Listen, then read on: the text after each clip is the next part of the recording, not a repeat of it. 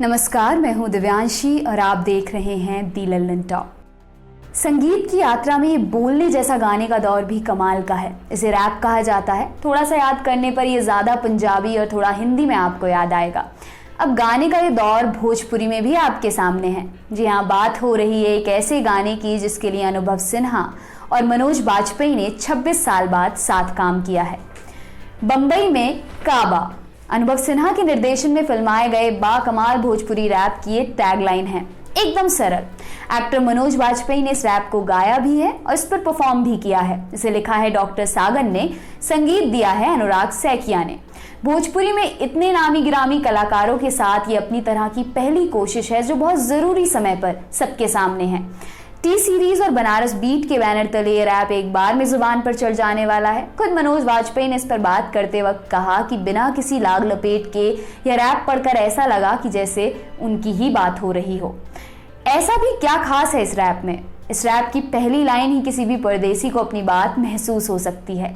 Railway station के background में बड़ी सी कुर्सी पर बैठे मनोज बाजपेयी सवाल करते हुए कहते हैं, 2 बीघा का घर छोड़कर यहाँ ऑटो में सोना पड़ रहा है। जिंदगी नमक तेल और शैम्पू में उलझी हुई है। हाथ में मिट्टी लगने से गंध हो जाने वाला मन आज भी गरम बाटी चोखा में अटका है। जिंदगी खेत बगीचे में जीने की चाह है, लेकिन सब छोड़कर यहाँ लाचारी में मुंबई आना पड़ा है। वरना मुंबई में क्या है? इस पूरे रैप में बार बार बम्बई में काबा का सवाल या ये कहें कि किसी प्रवासी का खुद से पूछना इसे धार दे रहा है। मुंबई में क्या है कि सवाल को आगे बढ़ाते हुए डॉक्टर सागर इस रैप में लिखते हैं, सिक्योरिटी गार्ड में ओवरटाइम करते करते रोज दिए की बाती की तरह जलना पड़ता है, वरना मच्छरों से कटवाने और नर्वस रहने का किसे शौक है भला। गाँव और शहर के कंफ्यूजन के बीच 2 जून की रोटी के लिए शहर आना पड़ा, वरना मुंबई में क्या है। ये पूरा रैप इसी तरह के कमाल के सवालों से भरा हुआ है। इन सवालों से लॉकडाउन में पलायन की तस्वीरों को देख रही जनता जरूर रिलेट कर पाएगी। यूपी बिहार के लोग मुंबई में क्या करते हैं, इसे 6 मिनट में बताने की कोशिश की गई है। ये रैप किसी को भी कटघरे में नहीं लाता, बहुत चुटीले अंदाज में अपनी बात कहकर खत्म हो जाता है। लेकिन बम्बई ही क्यों? इस सवाल का जवाब डायरेक्टर अनुभव सिन्हा ने सबसे पहले ही शॉट में दे दिया है। सीन शुरू होते ही बताया जाता है कि बम्बई मुंबई का निकनेम है जो एक मेटाफर की तरह है।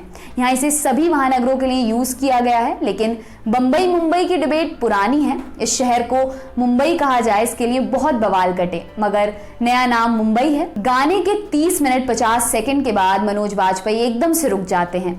सवाल करते हैं, क्या बम्बई नहीं मुंबई बोलें?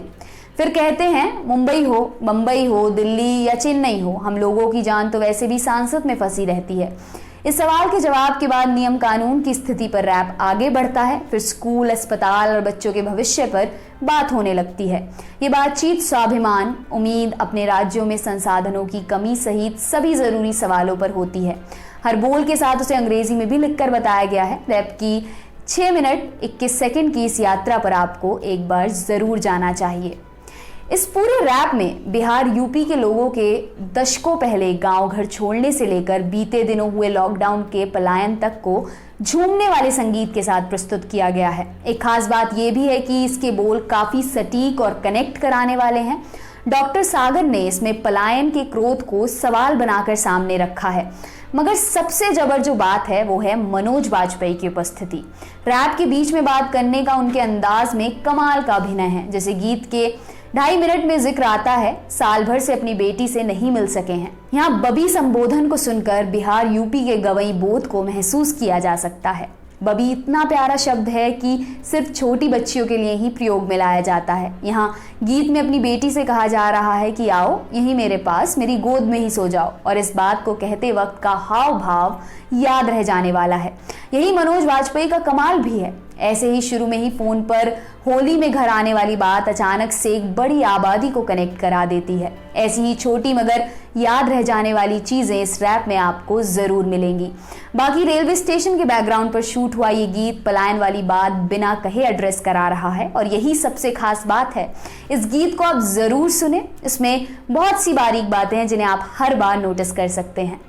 आपके लिए खबर लिखी है हमारे साथी शाश्वत ने। देखते रहिए दी लल्लन टॉक। शुक्रिया।